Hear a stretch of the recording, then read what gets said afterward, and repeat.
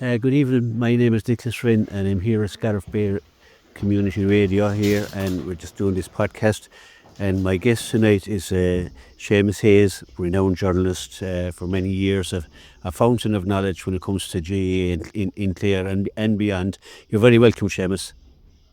Thanks, Victor. Thank you. Yeah, good to have you on. I suppose we go straight in. I will discuss the match. Last Sunday, disappointing day out for Clare down in Walsh Park in Waterford. Came out second best at the end of a lively affair, I suppose. But disappointing result, Seamus. 1 point now from 2 games. Yeah, disappointing result. I suppose there were fears, at least among supporters, all week leading up to it, that it could happen because Waterford had a free week the week before. Clare had a very challenging game with Cork that would have taken a lot out of the players. You know, it was a very tough challenge, which Clare has did the marvellous second half, come back to get a point out of that game. So there was always that fear, I suppose, and Waterford haven't had the best of results in recent times. And with a new management team in place and the game in front of their own fans in a sellout crowd, there was always that fear. And I suppose the loss of four of Lectures all a winning team, it's not easy to replace players of that caliber, particularly the latest blow, the blow which only came to light, I suppose, on the day of the game, the actions of team captain Tony Kelly. If you look at it, Tony Kelly, Shane O'Donnell have dominated the horror of the year for the last couple of years between them.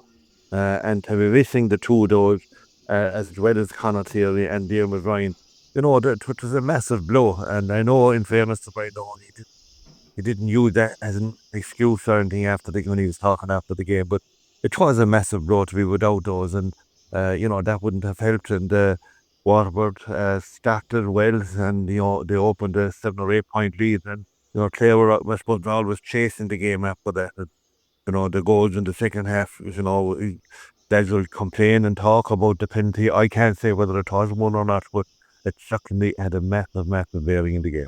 It is. I had to look back at it. Initially, I didn't think it was a penalty, but it was a 50-50 call, and I couldn't blame the ref for maybe calling it a penalty. So. But that aside, I suppose said, yeah, that was the killer blow. Well, it wasn't actually. I thought the Stephen Bennett goal, where we were caught kind of ball watching, and he stole in behind to get that second goal. That really, we had fought back even from the penalty again. We got back. I think we got it back to 3. But that Stephen Bennett goal was a real killer because the nature of how it was got. Number one, a ball that seemed to be going wide. But they took the eye off us and ended up in the back of the net. Yeah, that was the crucial score, to be fair, because as I said, Clare had fought back, and given the way Clare have been in recent times, the game is never over until they're literally in the dressing room. There was always hope, but that goal kind of seemed to take the fight out of Clare. And Waterford finished strongly, got 4 or 5 of the last number of points. The Clare were kind of drained at that stage, or looked drained at that stage. Some lads just faded out of it. I suppose the acceptance of the previous week seemed to catch up with a few lads. And look at Waterford on the day were deserving of their victory, and it leaves Clare in a position now where it knockout championship hurling from now on. And all I must be on the game on Saturday week against Tipperary. And there's so many questions. Will any of the guys who missed the last day get ready to come back in? But obviously we'd all be hoping that there will be, and that they will be fully fit.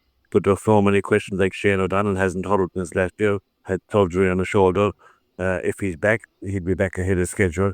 Conor Cleary has had his injury woes in the last year, and both the word that he had a fairly serious hamstring injury. Diarmuid Ryan had surgery on an ankle and didn't play like Conor Cleary or Shane O'Donnell had played little hurler, if at all, any during the league campaign. So there are a lot of question marks from that point of view. But I suppose if you look at the 20s victory last night, a number of players, I would suggest put their hand up for serious consideration ahead of the Tip game the week. The players who have been on the panel. So it would be interesting to see what's going to happen. Yeah. Absolutely. Going back to the game last Sunday, you take four of your top players, or your All Ireland winning players going to defeat anyone, but three of those players would be like Dermot Ryan is the man who would always come up with a huge score. We'll always remember the point he scored against Cork 2 years ago to win the game at Cusack Park. He was the man to come up with a couple of big scores, but then if you were looking for, and we were looking for last Sunday, a key player to come up with a big score. Tony Kelly or Shane O'Donnell would have been the men to provide that, and I thought that was lacking a bit on Sunday. We struggled for that, and we had two of our All Ireland team taken off actually with David Fitzgerald and Aidan McCarthy being taken off, just not in form. Yeah, I just say we struggled in that area because, you would have expected Davis, Fitzgerald, Aidan McCarthy, Mark Roger. You'd have expected those kind of, the hope would have been that they would have taken up the mantle and kind of, followed on to where Tony and Shane would normally be. And it just didn't happen on the day. And, in fairness, you have to give credit to Waterford too. Like one of the best hurlers in the game at the moment, without a doubt, is Peg de Burka, who's come back from two serious injuries. And he led the line there for Waterford and dictated matters, and he was very good. Jamie Byrne has been around for the last few years. He caused a lot of problems of fair last week, and he's a class act. So they have a number of key players, well, not to mention Stephen Bennett, Dizzy Hutton. So you have to give credit where credit is due. They have a lot of high quality players as well. So they were able to limit the chances that Clare would normally have lost. Now, as you say, now along with Shane O'Donnell actually was there, grab a few vital scores here, but it's how other teams deal with watching him, because his movement alone creates panic for opposing teams. And normally, any team playing against Clare in recent times would have delegated two, if not three players to keep an eye on the aerobic band. So he was a massive, massive loss in that area. We saw Tony Kelly with some of the scores he got against Cork the previous week, popping up when nobody else would expect anyone to pop up, and getting points from 80, 90 yards. So, their loss, it's impossible to quantify the value of those two to the team. So, that was a big blow, and all we can do is keep the fingers crossed that not alone will they be back for the tip game, but that they'll be back to their best, in their best form, because that's what we need. Absolutely. Darragh Lyons you mentioned these guys, but Darragh Lyons at midfield and Jamie Byrne and Stephen Bennett, they seem to be picking points for fun, especially in that first half. And there didn't seem to be any challenge put in them, and they seemed to have the freedom of the pitch to pick off those points. And I think that was very, very disappointing that they weren't closed down, or at least made to fight for those scores. But Jamie Byrne was actually, he seemed to have so much room to manoeuvre. I could have started to believe that it was a championship game. We did, and I just say Darragh Lyons seemed to have free rule in the first quarter of an hour in particular. Like, he floated over 4 points without anybody challenging him. I know it can be a tight pitch, and obviously they know that pitch better than any opposition coming in there, because they're trained there and they're there, I suppose, every second night. But he wasn't even challenged in the first quarter of an hour, Darragh Lyons, and got 4 great points. And he finished up being replaced, I suppose, when Clare tightened up in the second half. But you can't afford, at this level of hurling, teams can't afford to be loose like that and give opponents space, because all those players are well capable of firing over scores, from many angles. And that's something that I'm sure will be working on this week as the focus comes seriously to the temporary challenge. Yeah. Just before the game, actually, because you told me that you were expecting that you had heard that Shane Meehan was coming in, and Shane Meehan did come in. And in fairness to Shane Meehan, he scored 4 points, as did Peter Duggan, and as one of Peter's was a brilliant line ball, and David Reedy, and those three took the fight to Waterford. In fairness, like in the forward line, and it was great to see Shane getting his chance and taking his chance. Yeah, it was, and I'd say he would store the Monday morning after the game, because he took a lot of hits as well in that game. Obviously they realised early on that he's such a talented, nifty player, that you couldn't give him space either.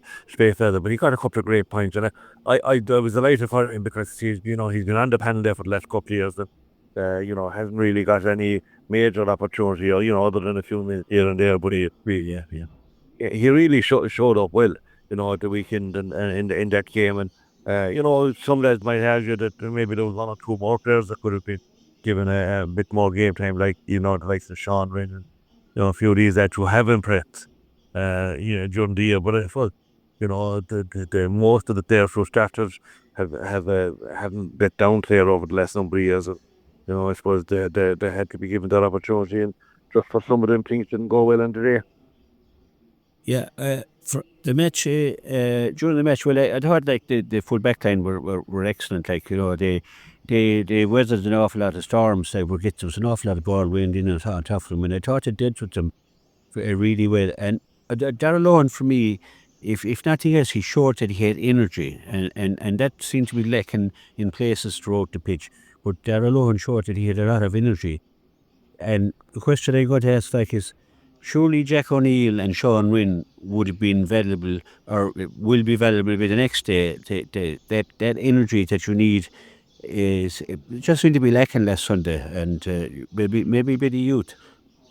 Yeah, maybe. I suppose I expected they'll make a change or two the next day. That just me speculating now, but I would expect that they might, throw in one or two of those fellas who have been on the panel for Shane Meehan didn't do anything wrong the last day when he got his chance, and there might be one or two more, who could be in the same boat now.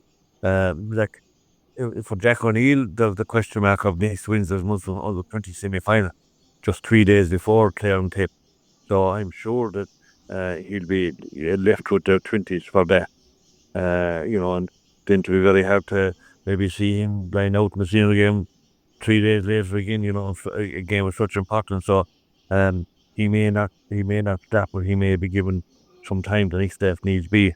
But I suppose the time comes when a few young fellas have to be thrown in. To be fair, and they have done nothing wrong, but there's 6 or 7 players there who are there since Clare won the All-Ireland in 2013. In 10, 12 hard years, a lot of mileage on the clock, a lot of hard games, a lot of hurling in between, and these fellas have played with up as well. So that was it all mounted up, and these that they owe Clare nothing. They have given so much. So I suppose a time comes when you have to kind of give game time to the young fellas who are pushing hard, and they're on the 20 show last night, and Clare have young fellas who are pushing hard now. In the scenario that Clare were to beat Cork next Wednesday night, they drew the last time they met in 6 Mile Bridge. If just say Jack O'Neill was playing that and they were to win, and just say Jack O'Neill went on as a sub or started even against Tipperary, does that rule him out of the Ulster final then for the under-20? No, definitely not. The only rule that's there is that you can continue to play both, provided there's a 72-hour gap between the games. It's just a question of reminding players. Initially when this rule came in a couple of years ago, the 20 games used to be on Saturdays and the senior on Sundays, so they weren't allowed players to play major games on successive days. Which no, he can play like no more than, we'll say it's a slightly different scenario, but Darren McCarthy, who's the dock on the 6th game against Cork that week, he can play the under-20 game, the mixed game, no problem. He's missed the game again. He'll miss the senior game against Clare, but it's a different competition. Like he'll miss that because of his red card, yeah. Because of his red card, unless by some extraordinary coincidence that if the field didn't win it or something, but he'll miss the game against Clare. Yeah. Did I to talk about that incident actually this week, and everybody's given their opinion on McCarthy's very early red card, and it was such a shame to see him going off, but the referee probably was right. Probably from what I saw on television, but my concern about all this is the game, as you know, has got so fast. A ball is travelling 120 yards, and how can a referee, if he's at one end of the field and the ball is hit, be 120 yards away and see what's going on in the split second. Now, I think there has to be a lot more responsibility with umpires in particular. Okay, linesmen are wired to the referee and connected to the referee, but umpires, I think the time has come when umpires have to be trained. In most casts at the moment, if you're a referee tomorrow and you're refereeing somewhere, you'll pick up 4 of your friends that you trust to go with you as umpires. And that's what most referees are doing. It's forming from their local tower or their own family or whatever. But I think the day has arrived now that umpires must be trained and must be fully trained. Like referees meet every week or two. They have to go through fitness sessions all the time, and they'll be monitored them. If they don't pass fitness test, they're out of inter-county action for the next month or whatever. But those rules are there. But I think that such games are there's so much importance to every result now that everything has to be right. So I think you need to have almost professionally trained umpires as well as qualified referees doing the line. Yeah, That's my take on that. Yeah, I would agree with you 100%. But I don't know what there was wars breaking out in Innis between Clare and Cork, and a lot of these games now they just seem to be players just seem to think they can just run in and give a dig to a fella like and digs back, and there's no action being taken on that. Yet you'll get a yellow card for a simple tug of a jersey or something. But really that has to be stamped out. It doesn't look. It's not a good fit. And the other thing I'd love to see stamped out is a manager talking to a linesman and a manager talking to a fourth official. There should be no need for a manager to be talking to a fourth official. He can ask whatever questions he wants after the game is over. But you see ongoing rows on the sideline, and no wonder it develops into the pitch. Then they're going out with this all for one attitude, like, and I didn't seem to happen in the old days. Umpire in the old days there were selectors on the sideline. You very rarely saw anybody raise a. You didn't talk to a linesman. Like, you shouldn't be talking to a linesman. Linesman's job is to do his job as a linesman and to report to a referee if he sees anything off the ball or whatever. Like, but it just seems to be. Yeah, I agree with you fully, but some management seem to think now that they can tell the linesman that the referee made a mistake and that the linesman should be able to get the referee to change his mind. There's all this going on, and I think once the first time is it stamped out firmly. It's no good somebody issuing a warning tomorrow that happens again. There has to be heavy penalties. Heavy penalties won't stop and won't happen again, in my opinion. And penalties have to be heavy, otherwise they keep at it. But in relation to at the heat of championship, you take 2 teams in a do or die game. They're sprint onto the field. When the whistle goes for them to go into positions, you will often say, I could be the full back in my team, but I could be delegated to mark a specific forward on the opposition team. And I'll be trying to mark him, and he'll be trying to mark somebody else. And you'll have to see 5 or 6, 3 from each side in one little huddle, and they're pushing and shoving stuff. And that brings on a lot of different little dig here and a little dig there, and straight away there's civil war. So, I agree with you. It's just such a fantastic game, hurling, when it's played at pace, when fellas just played hard but fair and forget about the needling. There's no doubt, but as people say, it's the best game in the world. I couldn't imagine watching a soccer game or watching a rugby game where they're at loggerheads on the sideline or players are digging into each other. It just wouldn't be tolerated. Like, so, it's something that really they have to really stamp down it now, I think. I agree with you. I've always been amazed at the level of discipline in soccer, and I'm talking about local junior soccer. I've often gone to soccer games here in Clare. There's only a referee, no linesman, nothing. The flag is given to one official from each side to do the line, but there's no aggro whatsoever visible, because a fella tries something, he's dealt with on the spot by the referee. And a lot of lads would say when they see that this such a referee coming out, he won't have control, he's too soft or whatever. They have unbelievable control because they deal with it and the penalties are heavy. And, unfortunately, maybe it's not something nice to be saying, because you do that and the GA give a heavy fine or a heavy suspension, and people didn't change the way then was probably that bad, yeah, they deserve it. But it has to be stamped out. All the neglect has to be stamped out, and the interference by officials or by team interest with officials on the side, and the verbal interference, that has to be stamped out as well. Absolutely, and it seeps in from what you see in the line, seeps up into the stands, and you hear nothing when the steps, and you hear shouting down from the stand like about the overcarrying and all this, but and getting heated in the stands as well. And of course, if you go to an underage game now, it's pandemonium on the sideline, like with parents getting very close to the action and so on and so forth. Getting involved, and that's why it doesn't happen obviously in the county games because they're all in thought pitches and etc. But it had to be, all these things have to be stamped out.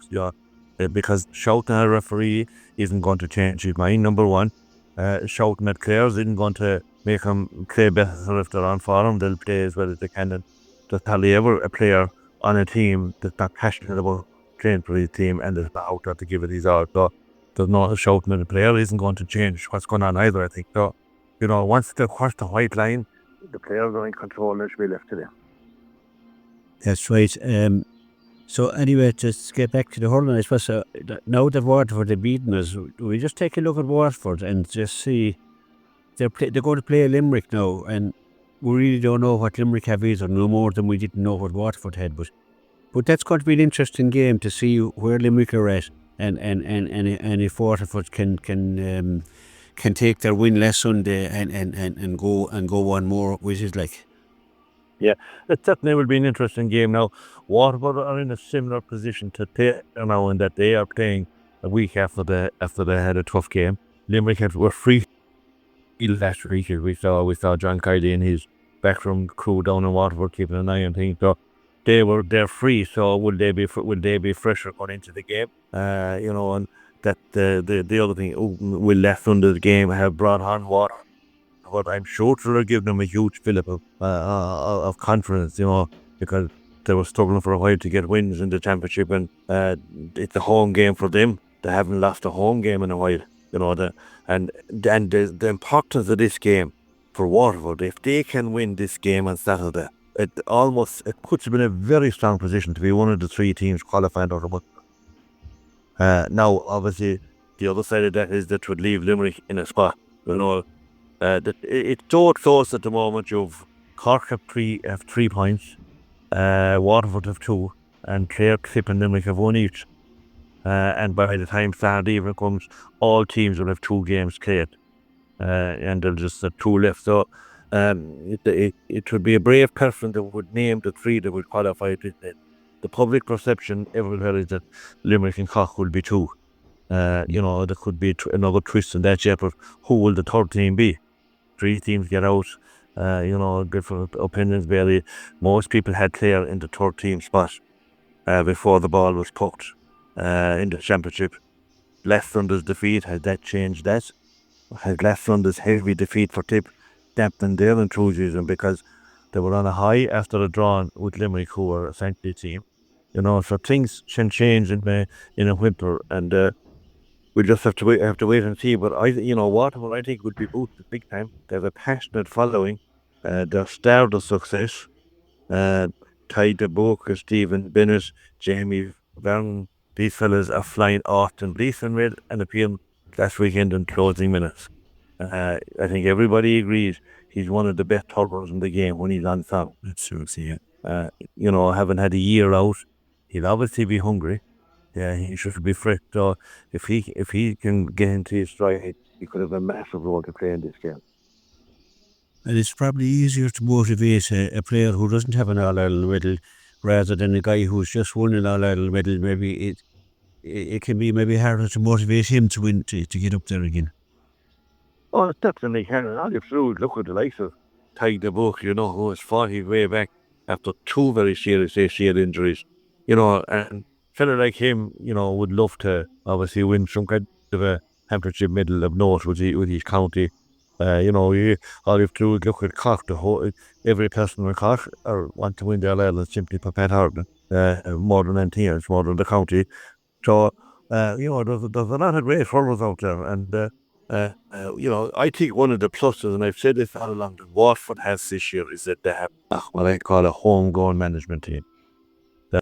3 players in charge who played for the county. who are passionate about Waterford hurling.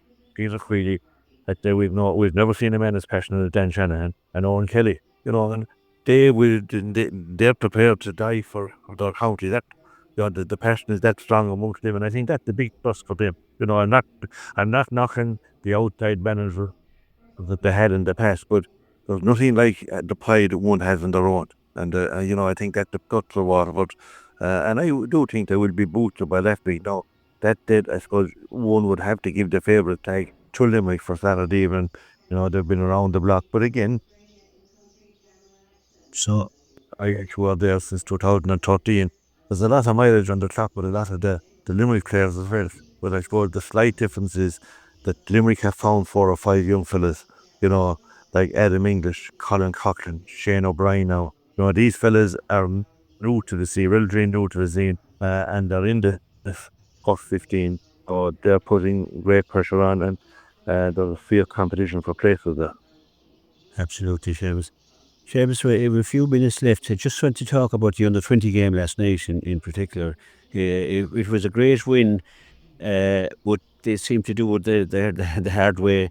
They were up 8 points in that first half. I think 9. Somebody said 9, but I thought it was 8 points. 9 up at one. Was it 9? Yeah. And they ended up winning at half time on a 4 points.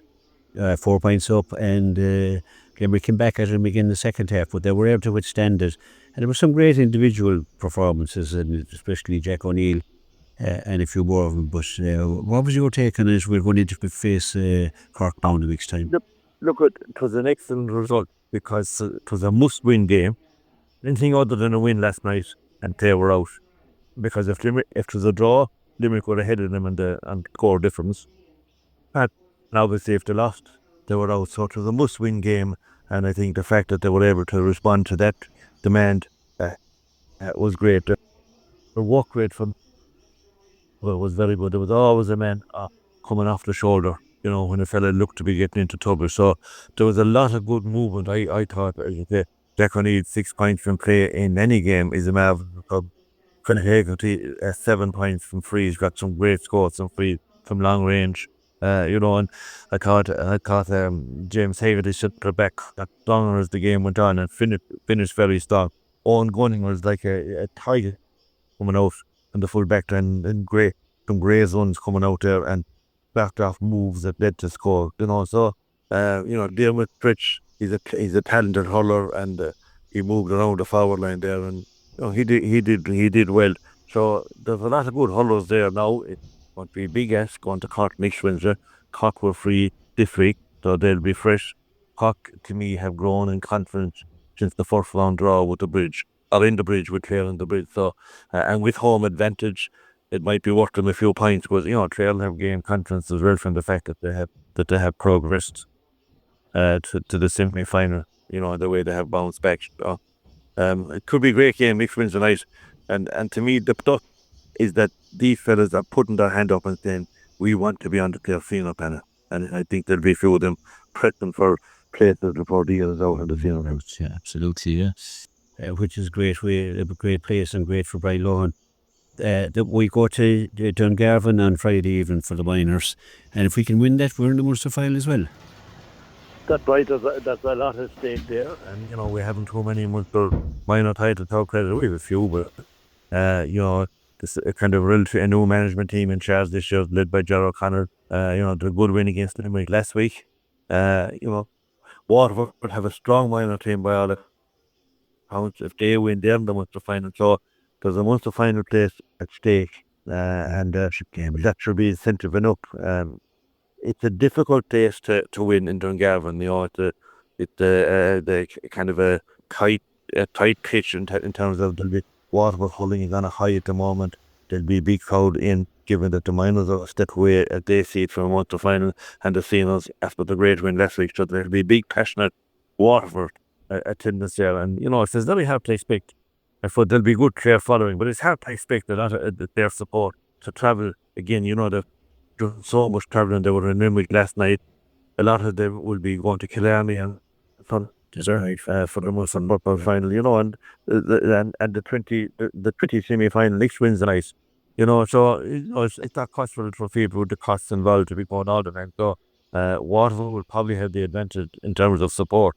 But look at Clare in with a shout, and that Swiss win over Limerick will have boosted them big time. Absolutely. I think we're near the end of our time here, Seamus. Just to say, Seamus, thanks for all the knowledge, and thanks for sharing all that knowledge with us. We look forward to obviously the big Munster final, football final in Killarney on Sunday. Three in a row Munster finals, and with the new format, it's going to be very interesting. And a Kerry manager on the Clare team as well. So, and we look forward to that. The next Wednesday night, and for this Friday night and Wednesday night, and then we have tipped the following week. So it's all systems go.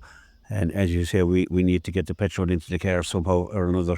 And Seamus, thanks a million for coming on. Always a pleasure to talk to you. No problem, Richard. Okay, talk to you soon. Okay, all right, bye. Good evening. My name is Rynne, and I'm here at Scariff Bay Community Radio here, and we're just doing this podcast. And my guest tonight is Seamus Hayes, renowned journalist for many years, a fountain of knowledge when it comes to GAA in Clare. And